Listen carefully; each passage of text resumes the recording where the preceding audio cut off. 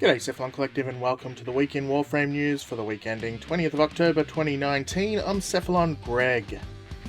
This week was a strange week for news. There almost was none. However, Devstream 132 happened and changed things considerably. No more time to waste. Remember though, this is just a quick look at the major news from the Devstream. For a more in-depth review, look out for Cephalon Squared episode 66, which should be available on your podcast platform of choice. The first big news this week is the mock-up of a Hydroid deluxe skin by Liga Inazuka. Like all of their work, this is sublime. And apparently the little fishies you see will be part of a related ephemera. Some other quick news. The Nightwave intermission starts very soon, if not already, and there will be a Halloween event starting next week.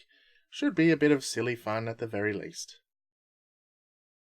Next up, the little vampire Kavat we talked about last week will come with the next update. You'll be able to find it on the Plains of Eidolon at night, and Master Tease and I will have everything you need to confront it in his shop. Next up, the Mallory Rework Phase 2 will also come with this new update. The main changes here include a whole bunch of new stats, the removal of channeling, the return of manual blocking, and the inclusion of heavy attacks and new combos. All of this will change the melee game significantly, so don't think this will be a small update. Note in this particular image that it will also include a new lifted status on heavy slam attacks, which will finally allow for melee juggling. It wasn't easy to capture a clean image, I'm afraid, but I've circled the enemy to make it a little bit clearer. Grendel is coming. We knew this already, but he's looking pretty fun. And he will be the poster boy for the next update.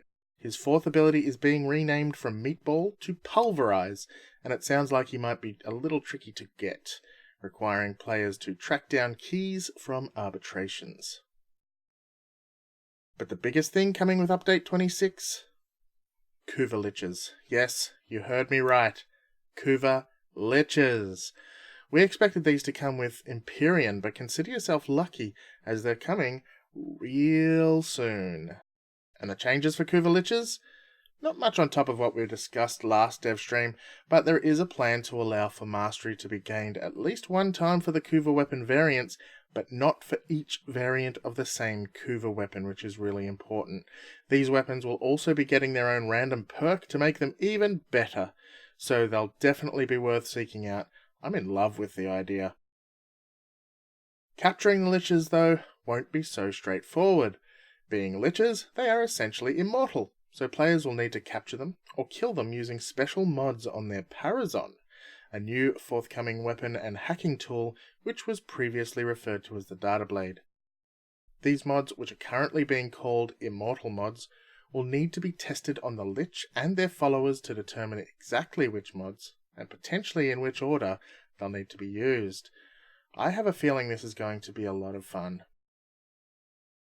Of course, the Ember and Vauban reworks will also round out the update, along with a lot more of course, but when can you expect it?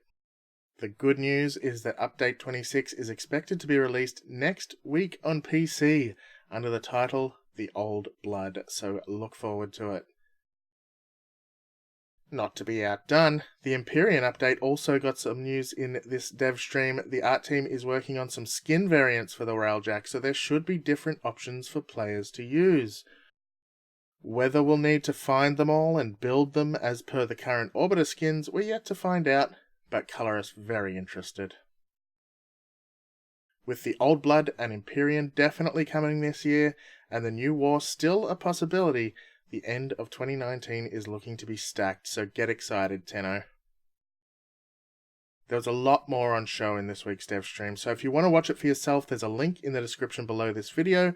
Otherwise, we'll cover it all in fantastically great detail in episode 66 of the podcast. Before we finish up for this week, I'd like to thank our patrons, without whom we would still be recording podcasts from our mobile phones. We've come a long way since then, and all of it with your support, so thank you. If you also like what we do, consider taking a look at cephalonsquared.com/support to see how you might also be able to lend us a hand.